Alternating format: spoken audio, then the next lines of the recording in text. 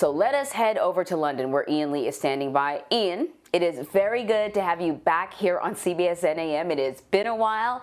You're tracking a few international stories for us, including an earthquake in Turkey and the aftermath, the desperate search for survivors.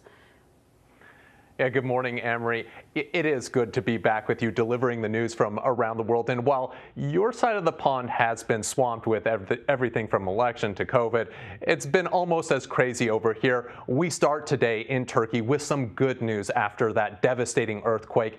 In a dramatic rescue this morning, searchers pulled a 3-year-old girl from the rubble of a destroyed building after 65 hours. More than 70 people lost their lives and nearly 1,000 were injured when a 6.9 earthquake hit western Turkey on Friday.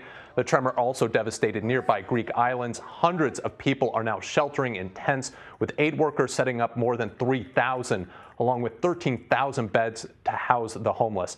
And from one disaster to another, over the weekend, a typhoon ravaged the Philippines. It brought intense rains, triggering heavy flooding and killing at least 16 people. The Red Cross says 90% of the buildings of the first town struck may have been damaged.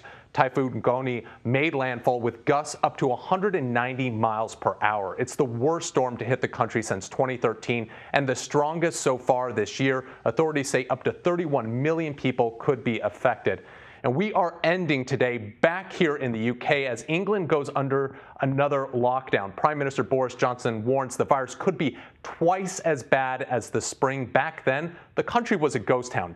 Pubs, restaurants, gyms, all non-essential businesses closed. The UK is recording its highest 7-day average at more than 23,000 cases, with deaths also on the rise. The government says the lockdown will last for a month until December 2nd, but could go longer if COVID cases don't come down. Amory, a lot of people aren't too happy about it. I can tell you, at the gym I go to, there are people who are signing a petition to Parliament to have them consider gyms as essential. Their argument, it's good for your physical and mental health. I know, Ian, it's been really tough for businesses like gyms where, you have communal equipment and people are breathing in an enclosed space very heavily. Yeah. But you know what's really bad for your health, both mental and physical? COVID. Yeah. It's going to be a short period of time in the grand scheme of things, though, for somebody who's watching their business kind of, struggle and circle the drain, I can imagine that they just need, an opportunity to at least stay alive until we get over this thing. It's really tough.